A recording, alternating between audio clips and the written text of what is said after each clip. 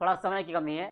सैयद मोहम्मद तक्की जी हमारे साथ। तक्की जी, आम आदमी पार्टी ने रोजगार गारंटी पदयात्रा की शुरुआत की थी, तो ये बताइए, मान लीजिए 2022 में आपकी सरकार आती है, तो बेरोजगारों को और जो शिक्षा मित्र हैं उनका साथ किस तरह से पार्टी देगी? तकी जी। देखिए, 2022 में हमारी सरकार आएगी, क्योंकि इस वक्त जो है विपक्ष, जो जनता है, वो सभी पार्टियों से बहुत तरस आ चुकी है और उसको एक नई उम्मीद चाहिए, उसको वो सत्ता में परिवर्तन चाहती है। तो आम आदमी पार्टी उसको पार्टी दिख रही है, जो उसने अभी तक जो भी वादे किए पिछले 7 साल में दिल्ली सरकार के दौरान, वो सारे वादे पूरे किए हैं। और आम आदमी पार्टी वो काम करती है जिससे लोगों की आय बढ़ती है, उनका खर्चा कम होता है, उनकी बचत बढ़ती है। कि दिल्ली में आम आदमी पार्टी ने किया है, वही दिल्ली का मॉडल आम आदमी पार्टी यूपी में भी अपनाएगी।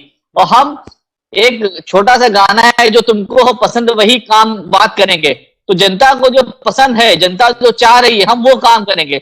हम अपनी बनाई हुई योजनाएं जनता पे थोपेंगे नहीं, हम जनता को सत्ता का भागीदारी बनाएंगे। जनता से पूछेंगे कि उसे क्या पसंद है, वो क्या चाहते हैं, उसके अनुरूप हम काम करेंगे। जनता अपना पैसा बचाना चाहती है तो बिजली हम मुफ्त करेंगे, पानी को फ्री करेंगे, हाउस टैक्स कम करेंगे, पुराने जो कर्जे जो है सरकार जो बिल बकाया है वो सब माफ करेंगे। जनता चाहती है उसकी आय बढ़े, तो हम नौकरियां को बढ़ाएंगे और नौकरियां उत्पन्न करेंगे, युवाओं को नौकरियां देंगे, रोजगार के और अवसर उत्पन्न करेंगे हर जगह। जो 24 करोड़ आबादी है, 24 करोड़ आबादी को संभालने के लिए, उसको सर्विस देने के लिए भी बहुत ज्यादा युवा की जरूरत है। तो युवा शक्ति का हम बहुत अच्छे से इस्तेमाल करेंगे, महिलाओं को सम्मान देंगे, महिलाओं को फ्री में बस यात्रा देंगे। जो बेटियों के साथ, जो महिलाओं के साथ घटनाएं हो रही हैं, जो बड़ी दुखदाई हैं, उस सबको हम कम करेंगे, उनको खत्म कर देंगे और कानून व्यवस्था को बहुत मजबूत बनाएंगे।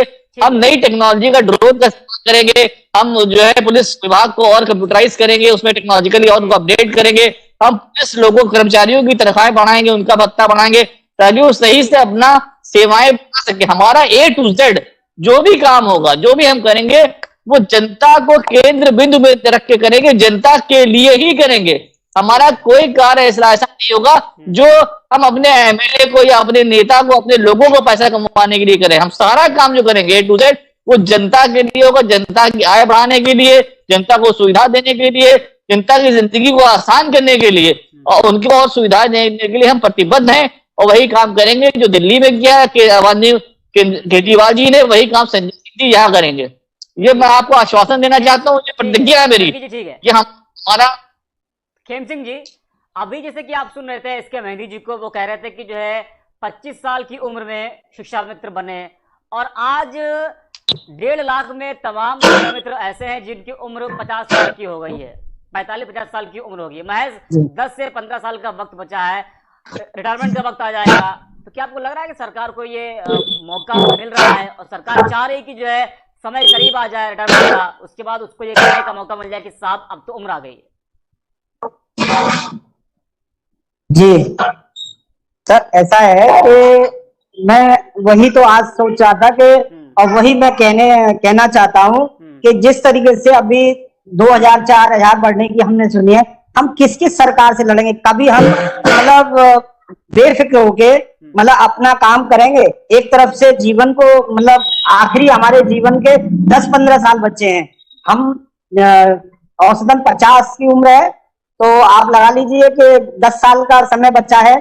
ऐसे ही आप ये अपना समय निकालना चाहते हैं, अभी चुनाव का वक्त है, लोगों को सिर्फ एक मीठी गोली देने के लिए एक 2000-4000 बढ़ाएंगे और इसके बाद में फिर अगली कोई सरकार आएगी, फिर वो यही कहेगी कि 2000-4000 बढ़ाएंगे। तो इसका मतलब तो शिक्षा मित्र का पूरा जीवन सिर्फ सरकारों से लड़ने में और अपने भविष्य के फिक्र में निकल जाएगा। क्या उससे इतना हक नहीं है कि वो अपने बचे हुए जिंदगी के 10 साल जो बचे हुए हैं उसके पास में, उसको मतलब उसमें अपनी जिम्मेदारियों का, आज जिम्मेदारियां हैं। 50 साल के उम्र के लोगों में आप देख सकते हैं कि उनके बच्चे उनके बराबर के हो जाते हैं, यानी कि बिहार शादी के लायक हो जाते हैं। आज वो अपनी बेटियों की शादी कैसे करेगा? आज अगर आज सरकार के पास मौका है, अगर शिक्षा मित्रों को वो स्थायी करती है, उनको ठीक ठाक वेतन जो है अध्यापकों के सामान्य अवसर थोड़ा बहुत कम करके अगर देती है, तो हम लोग भी अपने बच्चों की शादियां कर पाएंगे ठीक से, अपने जो हमारी जिम्मेदारियां है इस उम्र में अपने माँ बाप के लिए, जो बुजुर्ग है जिन्हें हम इलाज करा सकते हैं उनका, आज वो इलाज के अभाव में मर रहे हैं या हम उनकी जिम्मेदारियों से भाग रहे हैं क्योंकि हमारे पास पैसा नहीं है, तो हम अपने माँ बाप को भी ठीक से नहीं देख पा रहे हैं, हम अपने बच्चों को भी नहीं पढ़ा पा रहे हैं। तो सरकार की से मैं आप चैनल के सरकार से मैं आपके चैनल के माध्यम से अपील करूंगा पूरी भारतीय जनता पार्टी से, माननीय योगी जी से, माननीय मुख्यमंत्री जी से, कि आज आपके पास बहुत सुनहरा मौका है, आप इतने लोगों को एक नया जीवन दे सकते हैं और एक मिसाल कायम कर सकते हैं। अरे भाई चौधरी साहब सलाम अलैकुम। अरे ऐसे सरकार बनाएंगे यार, ऐसे सरकार बनाएंगे, ऐसे सरकार बनाएंगे। और भाई इंजीनियर साहब आओ। त्रिभुवन जी, ठीक है त्रिभुवन जी, क्या आपको आवाज आ रही है? भाई त्रिभुवन जी, क्या आपको चौधरी साहब ऐसे सरकार बनाएंगे? कृपया मेहंदी जी को म्यूट किया जाए, कृपया मेहंदी जी को म्यूट किया जाए। त्रिभुवन जी, क्या आपको आवाज मिल पा रही है? त्रिभुवन जी, आप म्यूट है, आप अनम्यूट करिए। क्या त्रिभुवन जी आपको आवाज मिल पा रही है? ठीक है। अरे त्रिभुवन जी, क्या आपको आवाज मिल पा रही है?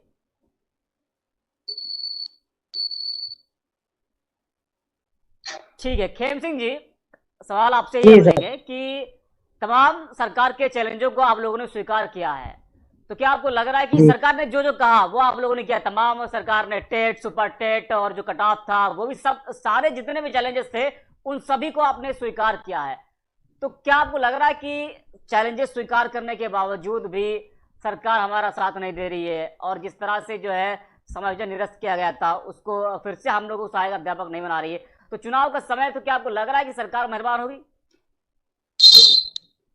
जी सर, अभी तक का जो सरकार का देखिए पिछला जो किया है उसके आधार पर अगर आकलन किया जाए तो अभी तो नहीं लगता कि सरकार कहीं से मेहरबान होने का कुछ कर सकती है, लेकिन हम लोग हैं, हम संघर्षशील लोग हैं, चाहे उसे मान लीजिए हमने पिछले कल्याण सिंह जी से शुरुआत करके आज योगी जी तक है, हम हर सरकारों से लड़े हैं, कोई भी सरकार हो, हमें भारतीय जनता पार्टी से नहीं, हम कल्याण सिंह जी से भी लड़े, हम मुलायम सिंह जी से भी लड़े, हम बहन मायावती जी से भी लड़े, हम अखिलेश जी से भी लड़े, हमने लड़के अपना हक पाया है, हमने संघर्ष करके अपने बल को पाया, तो हम संघर्ष कर रहे हैं। और इन पांच महीनों में मैं आपको बता दूं कि हम लोग 1 अप्रैल से हमने 2021 से ये संकल्प लिया है कि जब तक सरकार शिक्षा मित्रों का समायोजन नहीं कर देती, उनकी समस्याओं का समाधान नहीं कर देती, हम तब तक अपनी वहां पे काली पट्टी बांध के प्रदर्शन करेंगे, चाहे 6 महीने हो जाए, जब बच्चा समय है, चाहे पूरा लग जाए। और इस बीच मेरे संगठन द्वारा, हम लोगों द्वारा एक बहुत बड़ा आंदोलन करने की भी तैयारियां की जा रही हैं। सरकार उससे पहले कर देती है तो हम उन्हें बधाई देंगे, सरकार के लिए बधाई है, वरना हम लड़ने वाले लोग हैं और अपना संघर्ष करते रहेंगे। हृदय दुबे जी हमारे साथ जुड़े हैं, मेहंदी जी आपके पास आएंगे, हृदय दुबे जी हैं फोन लाइन पर, उनसे बात कर लेते हैं। हृदय जी, आपका स्वागत है यूसी न्यूज पर। हृदय जी, क्या आपको आवाज मिल पा रही है? हृदय दुबे जी, क्या आपको आवाज मिल पा रही है? ठीक है जी, आ रही है आवाज करीम जी? जी, आपको आवाज मिल पा रही है हृदय जी? हृदय जी, मेरा सवाल आपसे यह है कि 17 के बाद से 21 चल रहा है और 4.5 सालों में न जाने कितने शिक्षा मित्रों ने अपनी जान दे दी है। कासगंज में एक और शिक्षा मित्र ने जान दी है, इससे पहले तमाम शिक्षा मित्रों ने जान दे दी है, क्या कुछ कहेंगे आप? हृदय जी है क्या हमारे साथ? ठीक है। त्रिभुवन जी आप म्यूट है, अनम्यूट करिए आप। जी कर लिया सर, बोलिए। त्रिभुवन जी, अभी एसके मेहंदी जी कह रहे थे कि जब उनकी सरकार 2022 में आएगी सपा की, तो जिस तरह से उसके समय में आप लोग जो है सहायक अध्यापक थे, और जो ये कह रहे हैं कि जब सरकार आएगी तो फिर से आप लोगों को जो है उसी पद पे लाया जाएगा। तो क्या आपको भरोसा है कि जो है 2014 में अखिलेश जी ने हम लोगों को अध्यापक के पद पे लाए थे, उसके बाद अगर सरकार इनकी आती है 22 में तो फिर से लाएंगे? देखिए, हाँ। पूर्व मुख्यमंत्री जी का यह बयान बहुत ही उत्साहवर्धक है और बहुत सारी चीजें हैं, और हमें इसमें कोई शिकायत नहीं है कि कोई भी सरकार हमारे लिए कुछ अगर अच्छा सोच रही है तो अच्छी बात है। ये हमारे भविष्य की बात है, हमारे परिवार की बात है, बच्चों की बात है। और जाहिर सी बात है कि जिस व्यक्ति को दर्द है और जो व्यक्ति परिवार जिसने समझा है इस चीज को, तो जाहिर सी बात है कि वो व्यक्ति समझेगा कि परिवार का दर्द क्या होता है। तो यहाँ पे मैं किसी भी राजनीतिक द्वेष भावना को ना देखते हुए मैं ये कहना चाहता हूँ कि आज जो वर्तमान में के परिदृश्य में जो हमारे साथ हो रहा है, जो घटना घट रही है, बहुत ही निंदनीय है। क्योंकि कई बार इस चीज को दोहराया गया है, कई बार कई सांसदों से, विधायकों से इस बात को रखा गया है प्रमुखता से कि मानवर हमारी जो समस्याएं हैं उनका निदान नहीं हो पा रहा है। तो आखिर हम लोग ये कब तक झेलेंगे, ये पीड़ा कब तक झेलेंगे? और बार बार आश्वासन की घुट्टी जो दी जा रही है, आखिर ये कब तक चलेगा जब चुनाव सर पर है? और मैं समझता हूं कि ये समय अब आ गया है कि माननीय मुख्यमंत्री जी को इस पर निर्णय लेना चाहिए, और नहीं तो हम लोग तो बाध्य होंगे, हमारी मजबूरी होगी घरों से निकलना। हम लोग नहीं चाहते हैं कि कोई भी इस प्रकार की व्यवस्था कोविड काल में फैले, लेकिन हमारी मजबूरी होगी, समझने का प्रयास करें। हृदय जी क्या हमारे साथ? हाँ हूँ, जुड़ा हूँ मैं सर। ठीक है हृदय जी, ये बताइए 17 से लेकर 21 तक इन 4.5 सालों में न जाने कितने शिक्षा मंत्रियों ने अपनी जान दे दी है, तो आखिरकार उसका जिम्मेदार किसको मानते हैं आप? और कब तक सरकार जो है आप लोगों को मतलब कि इसी तरीके से रखेगी? क्या आपको लग रहा है कि चुनाव का समय है? और जिस तरह से सरकार ने कहा है कि मानदेय बढ़ाने की बात की है 2 से 4 हजार की। सबसे पहले हम आपके चैनल को बहुत बहुत धन्यवाद देंगे कि हमारे 4 वर्ष की जो हम लोग कल बरसी मना रहे थे अपने समाज निरस्त होने की, उसके एक दिन बाद आपने हमारी आवाज को उठाया, उसके लिए धन्यवाद। अब हम बात करते हैं कि माननीय सुप्रीम कोर्ट ने 25 जुलाई 2017 को हमारे समायोजन को निरस्त किया और रास्ता भी दिया था। ऐसा नहीं है कि सुप्रीम कोर्ट ने रास्ता बंद कर दिए थे। उस आदेश को सरकार ने तोड़ मरोड़ करके पेश किया है। सरकार के जो अधिकारी हैं उन्होंने सरकार की छवि खराब करने के लिए अधिकारियों ने उस आदेश को तोड़ मरोड़ के शिक्षा मित्रों पे लागू किया। श्रीमान जी, माननीय सुप्रीम कोर्ट ने कहा था कि इनके समायोजन की प्रक्रिया गलत थी। हाई कोर्ट में सुनवाई हुई और मैंने उस ऑर्डर में कोई कमी नहीं पाई। अच्छी बात है, पूर्व सरकार ने समायोजन सही नहीं किया था, हाई कोर्ट ने निरस्त कर दिया था, सुप्रीम कोर्ट ने मोहर उसी पे लगा दी। तो आपने भी तो वादा किया था, माननीय प्रधानमंत्री जी ने बनारस में 2015 में जब हमारा समायोजन हाई कोर्ट से निरस्त हुआ था, तो सपा सरकार थी, तो माननीय कई शिक्षा मित्रों ने आत्महत्या की थी। हमारे कन्नौज का पहला शिक्षा मित्र था बाबू सिंह, उसने फांसी लगा के रात में 12 बजे आत्महत्या की थी।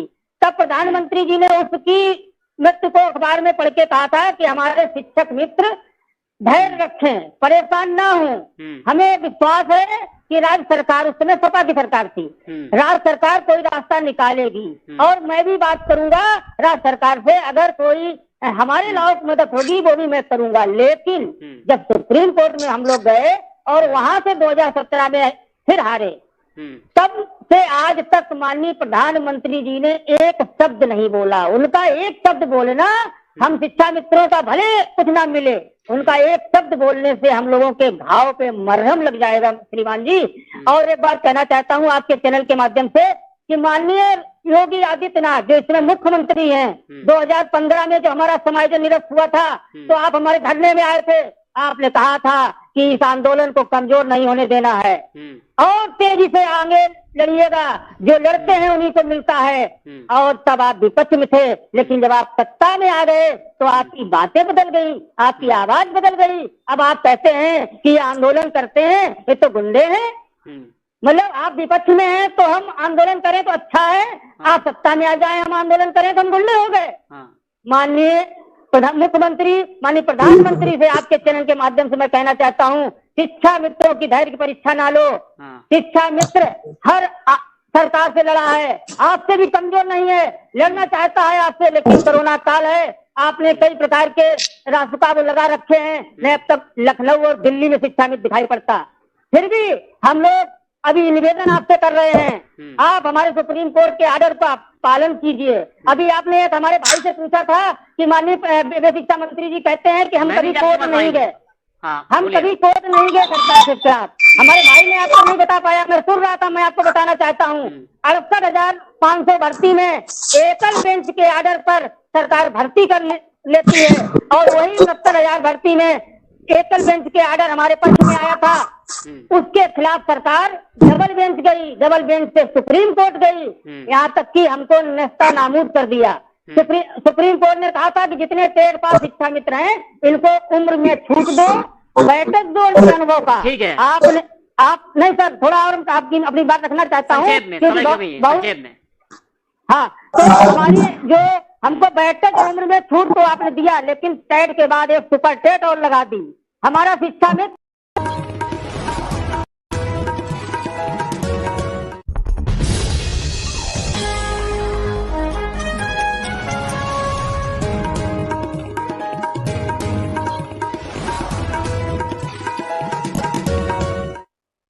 नमस्कार, आप देख रहे हैं यूसी न्यूज और मैं हूं आपके साथ अब्दुल करीम। समायोजन रद्द होने के बाद से अवसाद के कारण पिछले 4.5 सालों में न जाने कितने शिक्षा मित्रों ने अपनी जान दे दी है। सुप्रीम कोर्ट ने शिक्षा मित्रों का समायोजन निरस्त किया था। उसके बाद से अब तक प्रदेश के शिक्षा मित्र केंद्र और प्रदेश सरकार की ओर टकटकी लगाकर देख रहे हैं और वो लंबे समय से इंतजार भी कर रहे हैं। इस दौरान बीमारी, आत्महत्या आदि कारणों से प्रदेश के करीब 4,000 से भी अधिक शिक्षा मित्र इस दुनिया से जा चुके हैं। इसके बावजूद अब तक कोई सकारात्मक कदम सरकार की ओर से नहीं उठाया गया है। आज इसी मुद्दे पर हम चर्चा करेंगे। हमारे साथ कुछ खास मेहमान मौजूद है, उनसे आपका मैं परिचय करा देता हूँ। हमारे साथ एस के मेहंदी जी हैं, सपा नेता है, स्वागत है आपका। सैयद मोहम्मद तकी जी, आप नेता हैं। त्रिभुवन सिंह जी हैं जो प्रदेश उपाध्यक्ष हैं, उत्तर प्रदेश प्राथमिक शिक्षा मित्र संघ के हैं, आपका भी स्वागत है। वीरेंद्र कुमार शुक्ला जी हैं, जिलाध्यक्ष हैं बस्ती से, उत्तर प्रदेश प्राथमिक शिक्षा मित्र संघ के हैं ये। और खेम सिंह चौधरी जी हैं जो कि जिलाध्यक्ष है, मथुरा से हैं ये भी उत्तर प्रदेश प्राथमिक शिक्षा संघ के। और हृदय दुबे जी हैं जो कि प्रदेश उपाध्यक्ष हैं। स्वागत है आप सभी मेहमानों का। त्रिभुवन जी, सबसे पहला सवाल मैं आपसे लूंगा, 2014 से लेकर 2021 से आज न जाने कितने शिक्षा मित्रों ने 17 के बाद से अब तक न जाने कितने शिक्षा मित्र इस दुनिया से जा चुके हैं। कासगंज में भी आज एक भाई ने आत्महत्या कर ली है, तो क्या कुछ आप कहेंगे? देखिए, सबसे पहले आपको बहुत बहुत धन्यवाद है यूसी न्यूज को शिक्षा मित्रों के मुद्दे को उठाने के लिए, बार बार उनकी पीड़ा को दिखाने के लिए उत्तर प्रदेश सरकार को। 25 जुलाई 2017 जैसा कि एक ब्लैक डे था हम लोगों के लिए, हमारी जिंदगी के लिए, हम सबकी जिंदगी के लिए। और कल इस दिवस को हम लोगों ने प्रमुखता से ब्लैक डे के रूप में ही मनाया है। और कल ही कासगंज से एक घटना हुई है, जो हमारे बीच तोमर जी नहीं रहे, उन्होंने फांसी लगाकर अपनी जीवन लीला समाप्त कर ली।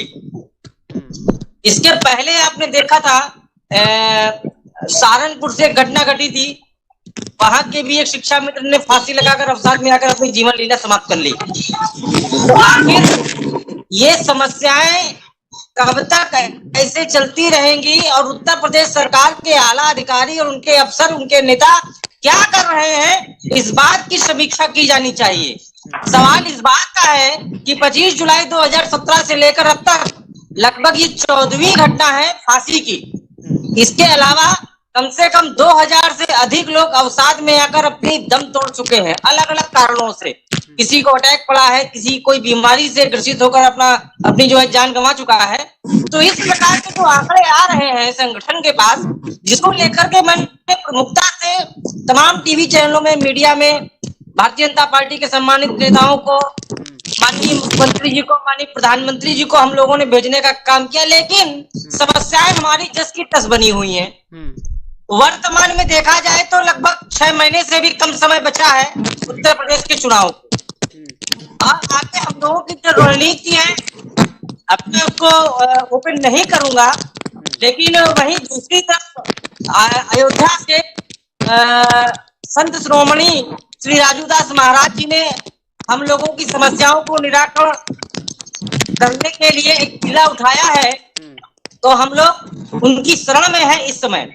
और महाराज जी से निवेदन है कि आपके टीवी चैनल के माध्यम से उनसे भी निवेदन है कि हमारी समस्या का निदान करें और स्थायित्व प्रदान करें। आज हम लोग इस कंडीशन में है कि समझ में नहीं आ रहा है किया जाए तो क्या किया जाए, और इन्हीं सारी व्यवस्थाओं के चलते लोग अवसाद में आकर अपनी जीवन लीला समाप्त करते जी। लेकिन त्रिभुवन जी, आज मैं खबर पढ़ रहा था, उसमें सरकार ये कह रही है कि चुनाव से पहले जो शिक्षा मित्र है उनका मानदेय 2 से 4 हजार बढ़ाने की बात की जा रही है जी। हाँ, मैं आपके चैनल से बता दूं, हम लोग मानदेय बढ़ने पर इसको स्वीकार नहीं करेंगे।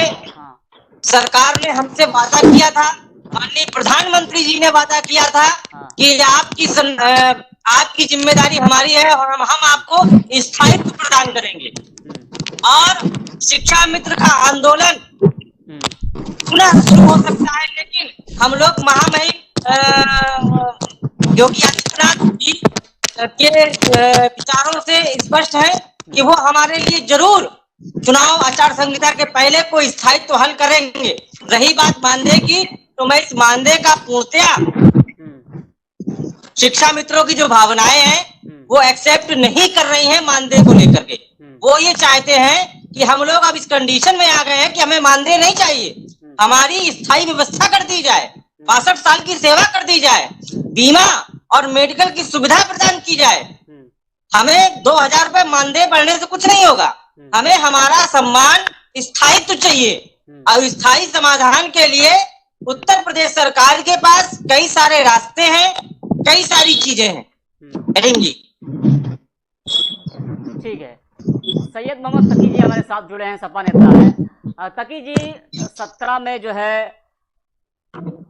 समायोजन, तकी जी आपको आवाज आ रही है? तकी जी, क्या आपको आवाज आ रही है? सैयद मोहम्मद तकी जी की आवाज सही करिए। आवाज आ रही है? आ रही है। तकी जी, 2017 से लेकर 2021 चल रहा है ये, और न जाने कितने जो हमारे शिक्षा मित्र उन्होंने जान दे दिए। कासगंज में एक हमारे शिक्षा मित्र भाई हैं जो कल की तारीख में वो इस दुनिया से चले गए, लेकिन सरकार पर शायद अभी भी कोई असर नहीं पड़ रहा है। 4.5 साल में न जाने कितने जो शिक्षा मित्र वो इस दुनिया से चले गए। तकी जी, देखिए 20 जुलाई 2018 तक जो है ऐसा रिपोर्ट थी 700 के आसपास जान त्याग की और वो फांसी पेश आया।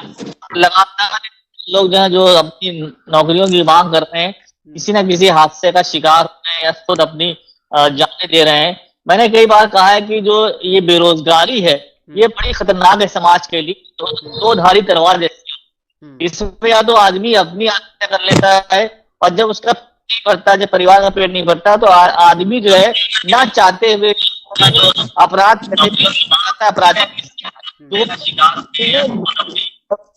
जो है हमारा समाज एक अच्छे व्यक्ति को खो देता है। और इसलिए लोगों को रोजगार पर कराना, रोजगार रखना, नौकरी देना बहुत जरूरी है ताकि समाज में शांति बनी रहे। हमारे माननीय सांसद श्री संजय सिंह जी ने जो है चित्रा जब यहाँ पे इको गार्डन में धरने पे बैठे थे 25 जुलाई को 2018 में, तो हम लोगों ने वहां जाके उनके साथ हम लोग भी धरने पे बैठे थे और उस वक्त जो है 50 के आसपास शिक्षा मित्रों ने अपना सर मुंडन करवाया था। मुझे याद है 500 के आसपास हम लोग भी वहां पे मौजूद थे और हमारे माननीय सांसद संजय सिंह जी उनको राज्यसभा ले गए, उन्होंने बात को रखा। और ये बहुत जरूरी है कि शिक्षा मित्रों को जो है प्रॉपर तनख्वाह मिले, सरकारी नौकरी होती है, इनको वो सारी सुविधाएं मिले और शिक्षा मित्र योग्यताओं का हम सही इस्तेमाल कर सकते हैं। शिक्षा मित्र जो है वो उसी गाँव में रहते हैं जिस गाँव में स्कूल स्कूल हैं, ज्यादातर टीचर जो है गांव बाहर से आते हैं, दूर से आते हैं, लेकिन शिक्षा मित्र जो है उसी परिवेश के हैं, वो समाज को अच्छे समझते हैं, उस समाज में उनकी अच्छी पकड़ है, और कोई भी अगर सरकारी नीति बनती है या सरकारी योजना बनती है तो गांव तक, लोगों तक पहुंचाने में बहुत कारगर साबित हो सकते हैं। आजकल देखा आप कोरोना में वैक्सीनेशन को लेकर बड़ी समझ की स्थिति है, लोग वैक्सीनेशन नहीं करा रहे हैं, तो शिक्षा मित्र जो है शिक्षा के साथ साथ समाज में सरकार के बीच जो एक कोऑर्डिनेशन करना चाहिए, उसके लिए भी बहुत अच्छे साबित हो सकते हैं। तो हमें युवा है जो विभाग में जो युवा और जो शिक्षा और टीचर टीचर के सारी और चाहिए तो ट्रस्ट बनाने के लिए ये युवाओं की हम ऊर्जा का इस्तेमाल नहीं कर सकते। बीजेपी के लिए कि हर वो 10 यूथ, ये इसका नारा था, तो 10 यूथ बेरोजगार होंगे, जब कमजोर मानसिक तनाव पे होंगे, परेशान होंगे, तो कैसे वो बूथ पे होंगे। तो ये बूथ को जो है तय करना है कि वो यहाँ के जो हमारे समाज के युवा है उसको यूथ जो है उनको तय करना है कि बूथ से। तकी जी की आवाज सही की जाए, तकी जी की आवाज साफ नहीं आ पा रही है। पीसीआर तकी जी की आवाज आ रही है? ठीक है तकी जी आप बोलिए, बात करिए अपने आप। मैं कह रहा हूँ कि उसका नारा था कि हर बूथ पे 10 यूथ, लेकिन ये यूथ जो है बेरोजगार क्या कर रहे हैं। अभी आपने देखा कि गोमती के अंदर भी युवाओं ने स्कूल से जाने दे दी, तो जो यूथ परेशान है, जो बेहाल है, जिसको नहीं मिल रही, जो भूखा है, पारिवारिक जिम्मेदारी नहीं उठा पा रहा है, वो शर्मिंदगी के साथ बेचारा अपने आत्महत्या कर रहा है, जो बहुत ही गलत है, समाज के लिए निगेटिव एक मैसेज डालता है। तो बीजेपी को चाहिए कि जो बातें कर रही है उसको पूरा करे, और युवाओं को ही डिसाइड करना है कि भाई वो बीजेपी के नारों का कैसे जवाब देंगे, क्योंकि अब युवाओं को भी लड़ाई लड़नी है अपने रोजगार उत्पन्न करने के लिए। मैदान से लेके बूथ तक की लड़ाई जो है ये युवाओं को लड़नी है। उनको तय करना है कि हम कैसे लोगों को अब लेके आए चुनाव में और कैसे लोगों को जिताए जो हमारी नौकरियों को भरे। और आम आदमी पार्टी पूरी तरह से प्रतिबद्ध है कि हम जितने भी रिक्त स्थान है सरकारी वो पूरा तत्काल प्रभाव से भरेंगे। जितने लोग संवेदना पे हैं उनको भी सरकारी नौकरी देंगे और सरकारी नौकरियां उत्पन्न करेंगे, ताकि हम युवाओं के स्किल को, उनके ज्ञान को, उनकी प्रतिभाओं को सही से इस्तेमाल कर सके और उत्तर प्रदेश को एक उत्कृष्ट प्रदेश बना सके। जैसे कि मैंने कई बार कहा है, उत्तर प्रदेश जो है अनंत संभावना का प्रदेश है। ये 24 करोड़ आबादी नहीं, 24 करोड़ संभावनाएं हैं। जब भी मैं किसी युवा की तरफ, किसी उत्तर प्रदेश के नागरिक को देखता हूँ, मैं सोचता हूँ मेरे सामने एक संभावना खड़ी है। इसके अंदर भी देश को लेके, प्रदेश को लेके, अपने समाज को लेके कुछ कर गुजरने की चाहत है। तो उस चाहत को, क्षमता को अगर हम इस्तेमाल नहीं कर पा रहे हैं तो ये बड़ा दुर्भाग्यपूर्ण है। हम युवाओं को आपस में लड़वा रहे हैं, जाति के नाम पे, धर्म के नाम पे सिर्फ फुटबॉल हो रहा है, लड़ाइयां हो रही है। आप जैसा भी चुनाव में, पंचायती चुनाव हुए थे, उसमें क्या हुआ? तमंचे के दम पे चुनाव लड़ा गया, गोली चलाई गई, वहां पे हरगोले चलाए गए। एसपी कह रहा था मुझे थप्पा मारा, तमाचे मारे बीजेपी की कार्यकर्ताओं ने। इस तरह से हम युवाओं को वर्गला रहे हैं, उनको लड़ा रहे हैं, लेकिन उनके अंदर जो प्रतिभाएं हैं, जो उनके अंदर शिक्षा है, उनके जो कर गुजरने की क्षमता है देश के लिए, समाज के लिए, तो उसको सही दिशा नहीं दे पा रहे हैं। तो दिशा देना बहुत जरूरी। इतने भी जो है, जब चुनाव का समय करीब आ रहा है तो सरकार अब कह रही कि जो यही शिक्षा मित्र है, कह रहे कि जो है इनका मानदेय 2 से 4 हजार बढ़ा दिया जाएगा, लेकिन शिक्षा मित्र कह रहे हैं कि हम मानदेय नहीं लेंगे, हमें अब स्थायी कर दीजिए, बस अध्यापक हमको बना दीजिए बस। बिल्कुल ये इनको स्थायी करना चाहिए। और ज्यादातर नौकरियां जो संविदा पे लोग हैं, जो बेचारे, इनको पता नहीं अगले महीने मुझे सैलरी आएगी नहीं आएगी, नौकरी चलेगी नहीं चलेगी, कब तक नौकरी आएगी, इन सारे लोगों को स्थायी नौकरी देना चाहिए, ताकि ये मानसिक तौर पे एक तरफ से तो इनको सुकून मिले, और जो भी देश की इकोनॉमी है, अर्थव्यवस्था है, वो इस बात पे डिपेंड करती है कितने लोग सरकारी कर्मचारी हैं, कितने लोगों की तनख्वाह जो स्थायी है। क्योंकि आप बड़े लोन लेके ही बड़े काम कर सकते हैं, बड़े लोन लेके ही आप घर बना सकते हैं। जब आप घर बनाते हैं तो घर के आसपास घर बनाने में चीजें आप लेते हैं, उससे देश की पूरी अर्थव्यवस्था चलती है, उससे बहुत सारे रोजगार उत्पन्न होते हैं। तो ये आदमी जो 20 साल का लोन लेगा, 22 साल का लोन लेगा घर बनाने के लिए, हाउसिंग लोन लेगा, ये एक अस्थायी नौकरी, सरकारी नौकरी जो लंबे टाइम पे चलेगी, उसी की बेस पे ले सकता है। और ये सरकारी नौकरी अगर आप उत्पन्न करते हैं अपने युवाओं को, तो उसके साथ साथ आप अन्य क्षेत्र में भी नौकरियां उत्पन्न करते हैं। ये पैसे जो सरकारी नौकर लेते हैं, ये जो कर्मचारी लेते हैं, ये जाके मार्केट में खर्च करते हैं। ये मार्केट में चीजें जरूरत की लेते हैं, इससे मार्केट का बैंक प्रोटेक्शन बढ़ता है, मार्केट में पैसा आता है, मार्केट डिवाइड करती है, देश की इकोनॉमी बढ़ती है, अर्थव्यवस्था बढ़ती है। तो ये लोगों से जुड़े मुद्दे हैं, कि जनता से जुड़े मुद्दे जिन पे काम करना चाहिए। हम सिर्फ अदानी अंबानी को या कुछ देश के पूंजीपतियों के लिए काम कर रहे हैं, जिनको हम करोड़पति लगातार बना रहे हैं, या युवाओं के लिए काम कर रहे हैं जो लगातार आत्महत्या कर रहे हैं, और ये परिवार के लिए इसकी तरफ से शर्मिंदगी उठाने, अपने बेचारे परिवारजनों को जो सुख सुविधा देनी चाहिए नहीं दे सकते, अपने माँ बाप से जो उन्होंने वादे किए पूरे नहीं कर पा रहे, बच्चों को पढ़ा नहीं पा रहे। कितना शर्मिंदगी होती है युवाओं के लिए कि वो 24 साल का 26 साल 30 साल का हो गया, उसको नौकरी नहीं मिल रही है, वो माँ बाप के ऊपर एक बोझ की तरह बैठा हुआ है, वो वादे पूरे नहीं कर पा रहा जिसने माँ बाप ने उसको लेके सपने देखे थे, वो सारे धाराशाही। ये बड़ी समाज के लिए असमझ की स्थिति है, वह शर्मिंदगी वाला है ये सब। ठीक है तकी जी, हमारे साथ एसके मेहंदी जी हैं। एसके मेहंदी जी, क्या आपको आवाज मिल पा रही है? एसके मेहंदी जी, आप म्यूट है, आप अनम्यूट करिए। जी मेहंदी जी, क्या आप सुन पा रहे हैं मुझे? एसके मेहंदी जी, क्या जुड़े हमारे साथ, सुन पा रहे हैं आप? आवाज आ रही है जी एसके मेहंदी जी, 2014 में पहले बैच का समायोजन हुआ, 17 में इसको निरस्त कर दिया गया, 2021 आ गया है, न जाने कितने शिक्षा मित्रों ने जान दे दी है। तो आखिरकार सरकार कब जागेगी? एसके मेहंदी जी।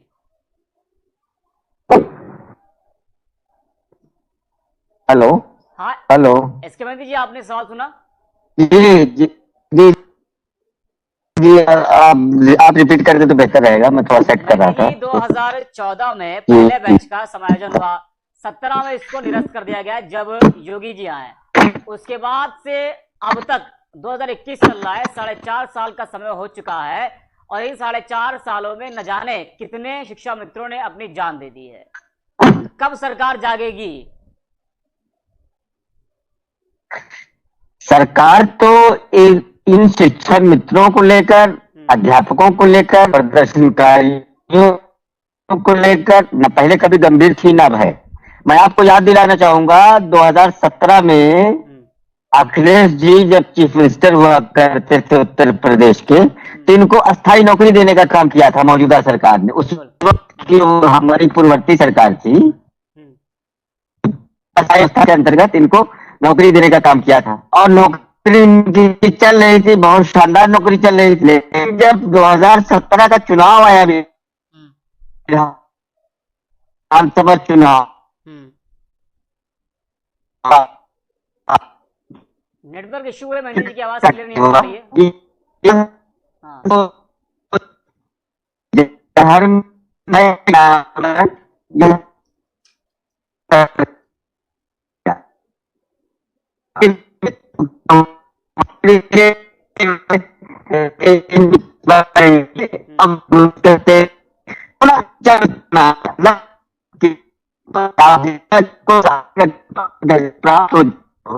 वेतन भी ले चुका हो। नेटवर्क इशू है मेहंदी जी की तरफ, तो मेहंदी जी की आवाज क्लियर नहीं मिल पा रही है। मेहंदी जी, आपसे आपके पास हम बाद में आएंगे, थोड़ा नेटवर्क इशू है आपकी तरफ। क्या हमारे साथ वीरेंद्र शुक्ला जी हैं? वीरेंद्र जी क्या जुड़े हमारे साथ? खेम सिंह चौधरी जी हैं क्या?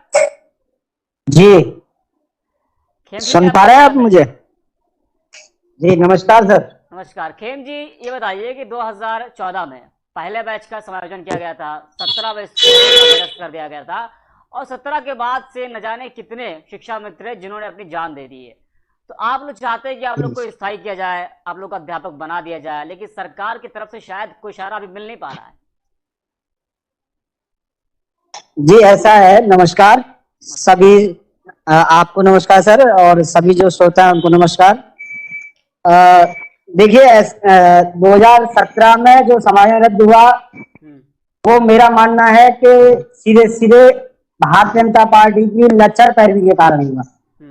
अगर भारतीय जनता पार्टी ने सुप्रीम कोर्ट में हमारी पैरवी ठीक से की होती तो समायोजन रद्द इस तरीके से न होता। उसमें कुछ कंडीशनें लगा दी जाती, लेकिन शिक्षा मित्रों का समायोजन रद्द नहीं होता। ठीक है, कोर्ट का आदेश था, माना गया, लेकिन 2017 के संकल्प पत्र में भाजपा ने हमसे क्या वायदा किया था। आपको मैं बता दूं कि जिस समय हमारा समाधान हाईकोर्ट से रद्द हुआ था और माननीय योगी जी गोरखपुर के सांसद थे, उस समय योगी जी के ये शब्द थे कि बेसिक शिक्षा मित्र बेसिक शिक्षा की रीढ़ है और शिक्षा मित्रों के बल पर ही बेसिक शिक्षा चल रही है। लेकिन जैसे ही सरकार में आते हैं माननीय योगी जी चीफ मिनिस्टर साहब, जैसे ही सरकार में आते हैं तो उनकी तरफ से ये कहा जाता है कि शिक्षा मित्र अयोग्य हैं। मैं तो सबसे पहले सभी राजनीतिक लोगों से ये बात पूछना चाहता हूँ कि ये सत्ता के साथ बदलते क्यों हैं, इनकी भाषाएं बदलती क्यों हैं। आपने हमसे वायदा किया, ये मेरे पास आपको दिख रहा होगा, तो ये घोषणा पर इनका संकल्प पत्र है, भाजपा का संकल्प पत्र है। आपने वायदा किया था, हमने आपसे नहीं मांगा था, आपने हमसे वायदा किया था कि शिक्षा मित्रों को जब हमारी सरकार बनेगी तो हम 3 महीने में समाधान कर देंगे। लेकिन हुआ इसका विपरीत। 3 महीने में हमारी समस्या का समाधान तो नहीं हुआ, लेकिन 3 महीने में कोर्ट से हमारा जो समाधान था वो आपकी लचर पैरी के कारण रद्द हो गया। अब इसके बाद भी हमें ये उम्मीद थी कि शायद जिस तरह से मुख्यमंत्री जी हमारी मतलब वो चिंता करते थे उस समय जब सांसद थे, तो अब वो हमारे लिए कुछ करेंगे। लेकिन आज इंतजार करते करते 4 साल बीत गए। हमने बहुत सारे धरना प्रदर्शन भी किए, अपनी मांगे ट्विटर से भी के जरिए रखी, अन्य जो भी साधन थे उनके जरिए रखी, लेकिन आज तक कोई सुनवाई नहीं हुई। अभी कल मैंने सुना, आज सुना मैंने अखबार में पढ़ा कि शिक्षा मित्रों का मानदेय सरकार 2 से 4 हजार करने बढ़ाने पर सोच रही है, विचार कर रही है। तो मैं सरकार के सभी नुमाइंदों से पूछना चाहता हूँ कि आखिर शिक्षा मित्र कब तक आप 5 साल में 2,000 रुपए की बढ़ोतरी पे आते हैं, अगले 5 साल में फिर कोई सरकार आएगी या आपकी आएगी, फिर 5,000 आते हैं, तो क्या ये शिक्षा मित्र जीवन भर लड़ता ही रहेगा? हमने माननीय कल्याण सिंह से शुरुआत करके और हम योगी जी तक पहुंचे हैं, हर सरकार में आंदोलन प्रदर्शन करते रहे हैं। तो आज मेरा शिक्षा मित्र में जो भी है औसतन 50 की उम्र रखता है। आज से 10 साल पहले 15 साल पहले शिक्षा मित्रों के ऊपर जिम्मेदारियों का बोझ इतना नहीं था, क्योंकि वो माँ बाप का भी सहारा था। आज माँ बाप नहीं रहे या माँ बाप कमाने से मतलब उनकी कमाई खत्म हो गई, बुजुर्ग हो गए। आज उल्टा माँ बाप की जिम्मेदारी बच्चों यानी शिक्षा मित्रों पर और स्वयं अपने बच्चों की जिम्मेदारी है। आपको मैं 1 मिनट ये बता दूं, सब लोगों को ये दिखाई देता है शिक्षा मित्रों को 10,000 रुपये मांग मिलता है, लेकिन 12 माह का नहीं मिलता, 11 माह का मिलता है। इस हिसाब से 9,000 रुपये महीने मिलते हैं, 300 रुपये प्रतिदिन के हिसाब से।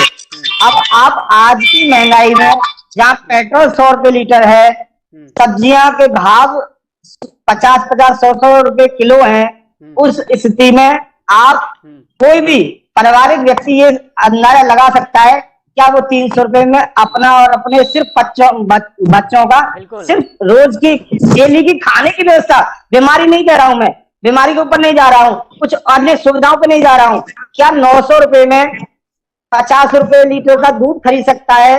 क्या 50-100 रुपये की सब्जी खरीद सकता है? क्या 30 रुपये का किलो का 40 रुपये किलो का आटा खरीद सकता है? क्या उनका व्यवस्था कैसे चल रही है? और आपको बता दूं ये मौसम आज तमाम जो विद्यालय है वहां पर जो हाई स्कूल पास है वो अध्यापक है, वो अध्यापक है, लेकिन जिनके पास योग्यता है, जिनके पास डिग्री है, जो बीटीसी है, जिन्होंने टेट पास भी कर लिया है, स्नातक है, लेकिन तब भी आज उनको कोई पद नहीं मिल रहा है। यही मलाल है सर। ऐसा है कि ये जो योग्यता का जो बातें की जा रही है ना शिक्षा मित्रों के ऊपर, ये निराधार है, ये सरासर निराधार है। शिक्षा मित्र बीटीसी पास है, शिक्षा मित्र टेट पास है, शिक्षा मित्र स्नातक है, इसके बावजूद भी इसके बावजूद भी उसे उसका हक अधिकार नहीं मिल रहा है। बराबर के अध्यापक को 60-70 हजार रुपये तनख्वाह मिलती है। शिक्षा मित्र को उनसे 7 गुना कम पैसा, मतलब 7 गुना नीचे कम पैसा शिक्षा मित्रों को मिल रहा है। शिक्षा मंत्री कहते हैं आपके कि जो वो कभी शिक्षा मित्रों के मामले में सरकार कोर्ट नहीं गई, और जो विपक्षी पार्टी है वो जो है गलत जानकारी दे रही है। तो जब जी ये बोलिए आप। जी जी नहीं आप बताइए सर जी, आप बोलिए पूरा। जो शिक्षा मंत्री जी है वो कह रहे हैं कि शिक्षा मित्रों के मामले में सरकार कभी कोर्ट नहीं गई, और वो कह रहे हैं कि जो है जो विपक्षी पार्टियां हैं वो जो है गलत जानकारियां दे रही हैं। क्या आपको लग रहा है कि जो मंत्री जी वो सही कह रहे हैं? देखिए, जो शिक्षा मित्रों के मामले में जो रिट डाली गई थी खिलाफ में, और वो आनंद कुमार यादव किसी बीएड वाले बंदे ने डाली थी, और वो सरकार के खिलाफ डाली थी। सरकार उसमें पार्टी थी, तो सबसे पहले सरकार की सुनी जाती थी। आपको मैं बता दूं, मैं किसी सरकार की के लिए नहीं बोल रहा हूं, अखिलेश सरकार थी, यानी कि अखिलेश जी की सरकार थी, सपा सरकार थी, तब तक शिक्षा मित्रों का समायोजन रद्द क्यों नहीं हुआ? क्योंकि वो पैरवी लगातार उन्होंने, अब चाहे ये मान लीजिए उन्होंने समायोजन किया था इसलिए, या अन्य जो भी कारण रहा हो, या उन्होंने पैरवी की कोर्ट में, लेकिन जैसे ही माननीय योगी जी की सरकार आई, इन्होंने अपने हाथ खींच लिए, और बहुत अच्छी पैरवी बहुत अच्छे वकीलों द्वारा, या बहुत अच्छा वहां हमारा पक्ष नहीं रखा गया। यही एक वजह थी शिक्षा मित्रों के वहां हारने की। ठीक है, हमारे साथ त्रिभुवन जी हैं। त्रिभुवन जी, अभी आपने सुना खेम सिंह जी को, वो कह रहे हैं कि बीजेपी की लचर पैरवी की वजह से जो है समायोजन रद्द किया गया। तो क्या आप भी मानते हैं कि पैरवी गलत की गई है? पैरवी अगर सही की गई होती तो जो समायोजन निरस्त किया गया था वो ना होता? त्रिभुवन जी, त्रिभुवन जी आप म्यूट है, आप अनम्यूट करिए।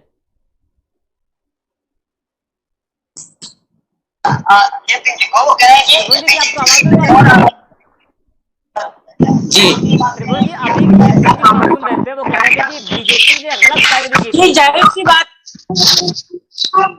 है कि अगर उत्तर प्रदेश सरकार मजबूती से शिक्षा मित्रों का पक्ष माननीय सुप्रीम कोर्ट में रखती, तो ये व्यवस्था या ये जो निर्णय आया है कहीं ना कहीं थोड़ा सा अलग होता। हेलो जी जी बोलिए आप, बोलिए आप। क्या आवाज आ रही है? हाँ आवाज आ रही है, आप बोलिए। हेलो त्रिभुवन जी आप बोलिए, आवाज आ रही है। अब्दुल जी आवाज आ रही है? जी जी आ रही है, आप बोलिए, बात रखिए अपनी आप।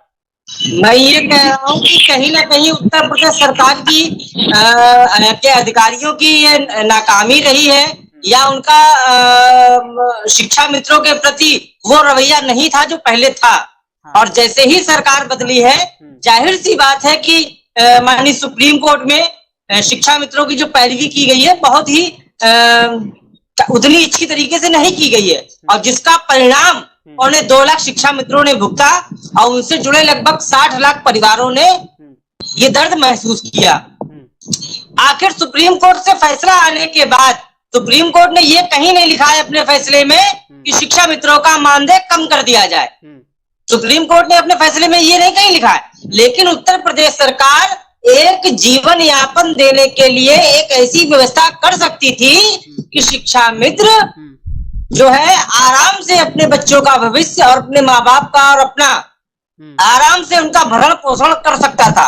आप बताइए, जो आदमी 35 से 40 हजार रुपए पा रहा है, सारी योग्यता रखता है, तो क्या उसका मानदेय एकदम से कम, उसका जो मानदेय है वो वेतन से एकदम कम कर देना चाहिए था?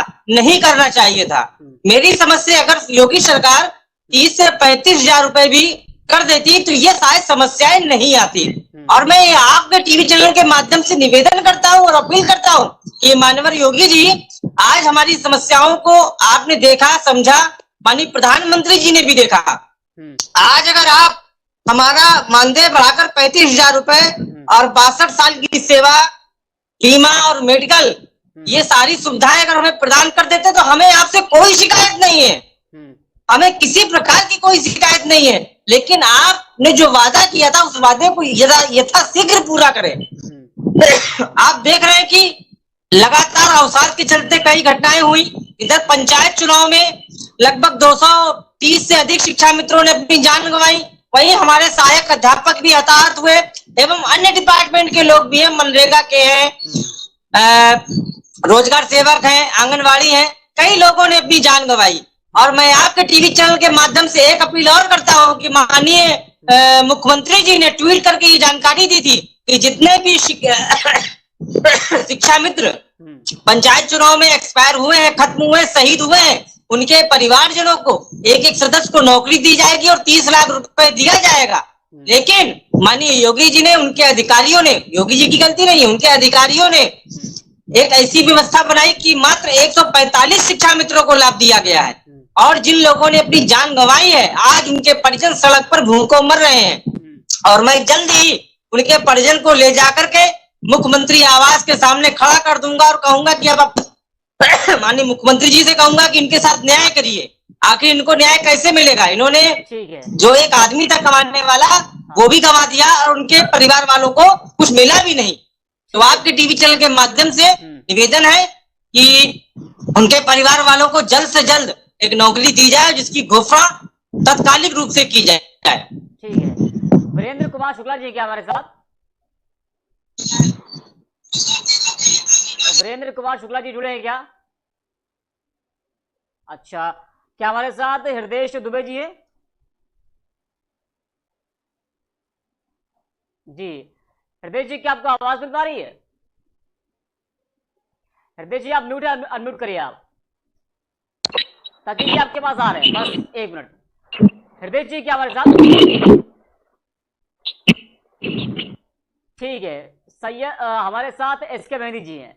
एसके मेहंदी जी, अभी जो तमाम जो शिक्षा मित्र हैं वो कह रहे हैं कि सरकार ने कोर्ट में पैरवी सही से नहीं की, और अगर सरकार ने पैरवी सही से की होती तो आज जो ये जो निरस्त किया गया था समायोजन वो शायद ना होता। मेहंदी जी,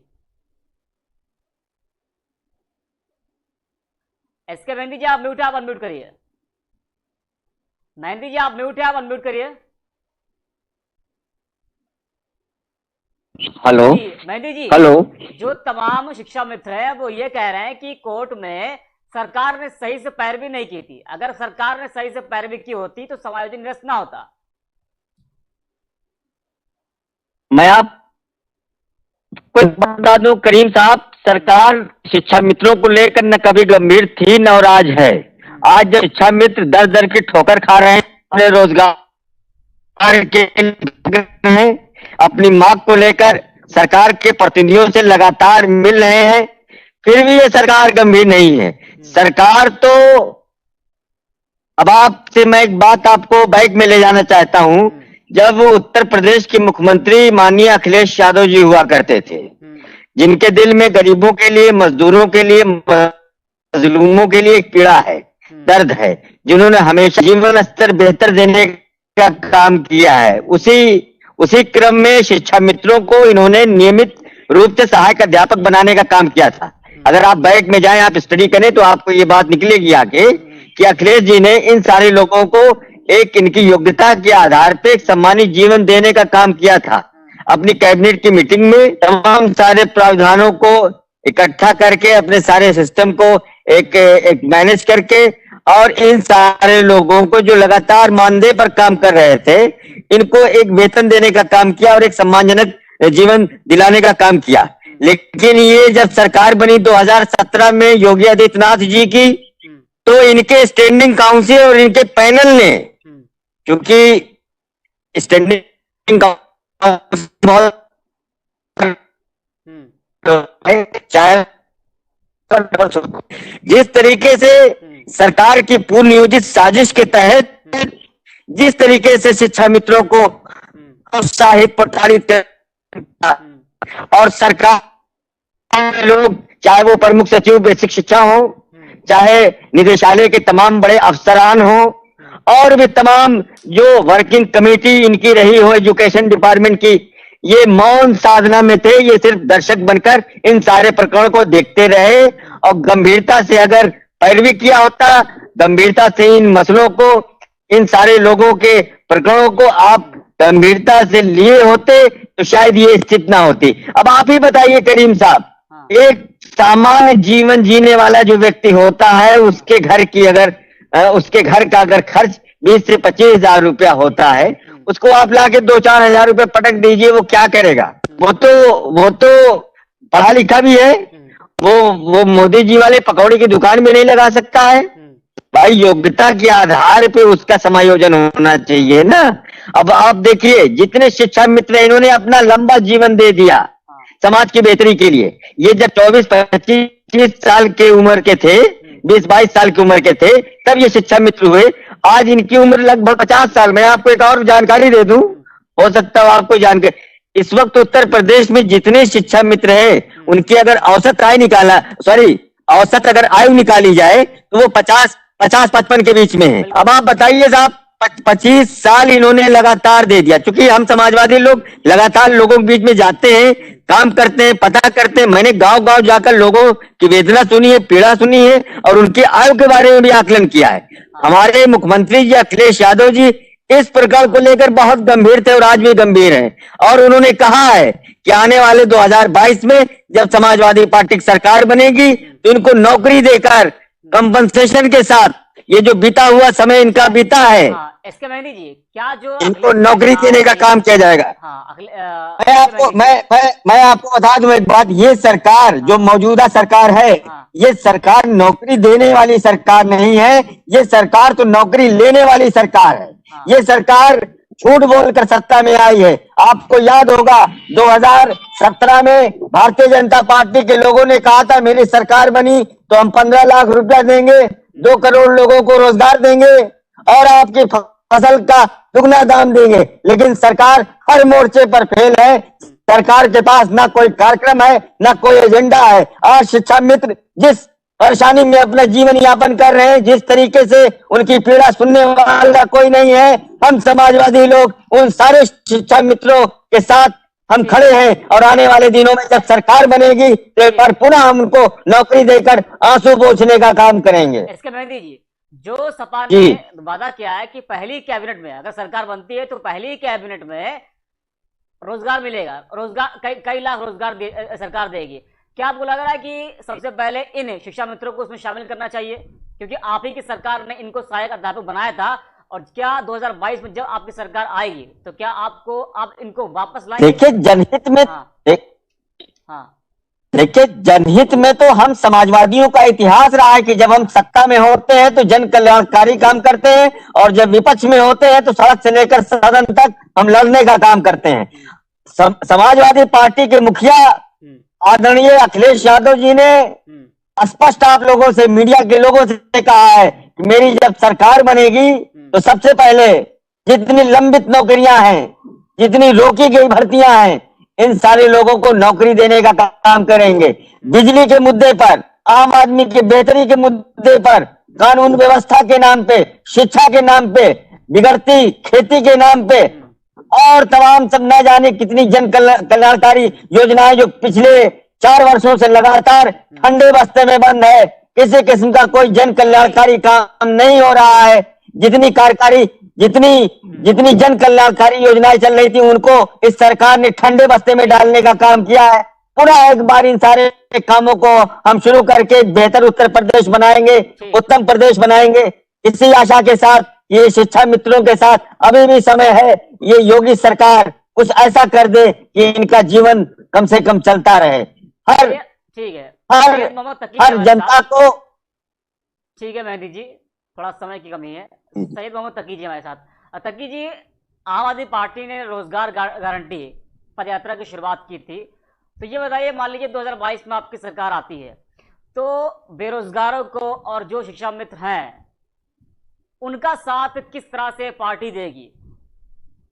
तकी जी, देखिए 2022 में हमारी सरकार आएगी, क्योंकि इस वक्त जो है विपक्ष जो जनता है वो सभी पार्टियों से बहुत त्रस्त आ चुकी है और उसको एक नई उम्मीद चाहिए, उसको वो सत्ता में परिवर्तन चाहती है। तो आम आदमी पार्टी उसको पार्टी दिख रही है जो उसने अभी तक जो भी वादे किए पिछले 7 साल में दिल्ली सरकार के दौरान, वो सारे वादे पूरे किए हैं। और आम आदमी पार्टी वो काम करती है जिससे लोगों की आय बढ़ती है, उनका खर्चा कम होता है, उनकी बचत बढ़ती है। कि दिल्ली में आम आदमी पार्टी ने किया है, वही दिल्ली का मॉडल आम आदमी पार्टी यूपी में भी अपनाएगी। और हम एक छोटा सा गाना है जो तुमको हो पसंद वही काम बात करेंगे, तो जनता को जो पसंद है, जनता जो चाह रही है, हम वो काम करेंगे। हम अपनी बनाई हुई योजनाएं जनता पे थोपेंगे नहीं। हम जनता को इस सत्ता का भागीदारी बनाएंगे। जनता से पूछेंगे कि उसे क्या पसंद है, वो क्या चाहते हैं, उसके अनुरूप हम काम करेंगे। जनता अपना पैसा बचाना चाहती है तो बिजली हम मुफ्त करेंगे, पानी को फ्री करेंगे, हाउस टैक्स कम करेंगे, पुराने जो कर्जे जो हैं सरकार जो बिल बकाया है वो सब माफ करेंगे। जनता चाहती है उसकी आय बढ़े तो हम नौकरियां को बढ़ाएंगे और नौकरियां उत्पन्न करेंगे, युवाओं को नौकरियां देंगे, रोजगार की और अवसर उत्पन्न करेंगे हर जगह। क्योंकि 24 करोड़ आबादी है, 24 करोड़ आबादी को संभालने के लिए, उसको सर्विस देने के लिए भी बहुत ज्यादा युवा की जरूरत है। तो युवा शक्ति का हम बहुत अच्छे से इस्तेमाल करेंगे। महिलाओं को सम्मान देंगे, महिलाओं को फ्री बस यात्रा देंगे। जो बेटियों के साथ, जो महिलाओं के साथ घटनाएं हो रही हैं, जो बड़ी दुखदाई है, उस सबको हम कम करेंगे, उनको खत्म कर देंगे और कानून व्यवस्था को बहुत मजबूत बनाएंगे। हम नई टेक्नोलॉजी का ड्रोन करेंगे। हम जो है पुलिस विभाग को और कंप्यूटराइज करेंगे, उसमें टेक्नोलॉजिकली और उनको अपडेट करेंगे। हम पुलिस लोगों, कर्मचारियों की तनख्वाहें बढ़ाएंगे, उनका भत्ता बढ़ाएंगे ताकि वो सही से अपना सेवाएं पा सके। हमारा A to Z जो भी काम होगा, जो भी हम करेंगे, वो जनता को केंद्र बिंदु में रख के करेंगे, जनता के लिए ही करेंगे।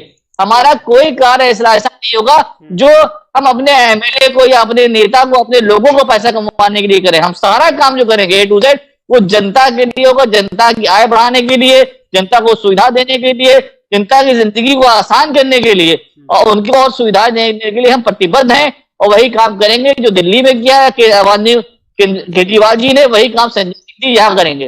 ये मैं आपको आश्वासन देना चाहता हूँ, ये प्रतिज्ञा है मेरी। ठीक है, ये हमारा। खेम सिंह जी, अभी जैसे कि आप सुन रहे थे इसके मेहंदी जी को, वो कह रहे थे कि जो है 25 साल की उम्र में शिक्षा मित्र बने और आज 1.5 लाख में तमाम शिक्षा मित्र ऐसे हैं जिनकी उम्र 50 साल की हो गई है, 45-50 साल की उम्र होगी। महज 10 से 15 साल का वक्त बचा है, रिटायरमेंट का वक्त आ जाएगा। तो क्या आपको लग रहा है कि सरकार को ये मौका मिल रहा है और सरकार चाह रही कि जो है समय करीब आ जाए रिटायरमेंट का, उसके बाद उसको ये कहने का मौका मिल जाए कि साहब अब तो उम्र आ गई है?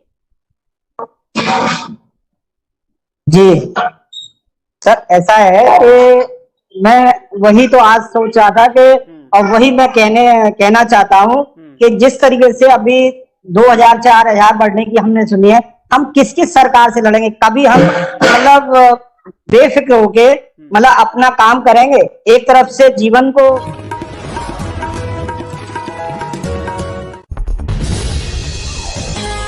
भी 2000-4000 बढ़ने की हमने सुनी है, हम किस किस सरकार से लड़ेंगे? कभी हम मतलब बेफिक्र होके मतलब अपना काम करेंगे, एक तरफ से जीवन को मतलब आखिरी हमारे जीवन के 10-15 साल बचे हैं। हम औसतन 50 की उम्र है, तो आप लगा लीजिए कि 10 साल का समय बचा है। ऐसे ही आप ये अपना समय निकालना चाहते हैं, अभी चुनाव का वक्त है, लोगों को सिर्फ एक मीठी गोली देने के लिए एक कि 2000-4000 बढ़ाएंगे और इसके बाद में फिर अगली कोई सरकार आएगी, फिर वो यही कहेगी कि 2000-4000 बढ़ाएंगे। तो इसका मतलब तो शिक्षा मित्र का पूरा जीवन सिर्फ सरकारों से लड़ने में और अपने भविष्य के फिक्र में निकल जाएगा। क्या उसे इतना हक नहीं है कि वो अपने बचे हुए जिंदगी के 10 साल जो बचे हुए हैं उसके पास में, उसको मतलब उसमें अपनी जिम्मेदारियों का, आज जिम्मेदारियां हैं 50 साल के उम्र के लोगों में आप देख सकते हैं कि उनके बच्चे उनके बराबर के हो जाते हैं, यानी कि ब्याह शादी के लायक हो जाते हैं। आज वो अपनी बेटियों की शादी कैसे करेगा? आज अगर आज सरकार के पास मौका है, अगर शिक्षा मित्रों को वो स्थायी करती है, उनको ठीक ठाक वेतन जो है अध्यापकों के समान या उससे थोड़ा बहुत कम करके अगर देती है, तो हम लोग भी अपने बच्चों की शादियां कर पाएंगे ठीक से। अपने जो हमारी जिम्मेदारियां है इस उम्र में, अपने माँ बाप के लिए जो बुजुर्ग है जिन्हें हम इलाज करा सकते हैं उनका, आज वो इलाज के अभाव में मर रहे हैं या हम उनकी जिम्मेदारियों से भाग रहे हैं क्योंकि हमारे पास पैसा नहीं है, तो हम अपने माँ बाप को भी ठीक से नहीं देख पा रहे हैं, हम अपने बच्चों को भी नहीं पढ़ा पा रहे हैं। तो सरकार की से मैं आप चैनल के सरकार से मैं आपके चैनल के माध्यम से अपील करूंगा पूरी भारतीय जनता पार्टी से, माननीय योगी जी से, माननीय मुख्यमंत्री जी से, कि आज आपके पास बहुत सुनहरा मौका है। आप इतने लोगों को एक नया जीवन दे सकते हैं और एक मिसाल कायम कर सकते हैं उत्तर अरे भाई प्रदेश में। चौधरी साहब सलाम अलैकुम। अरे ऐसे सरकार बनाएंगे यार, ऐसे सरकार बनाएंगे, हैं? ऐसे सरकार बनाएंगे। और भाई इंजीनियर साहब आओ।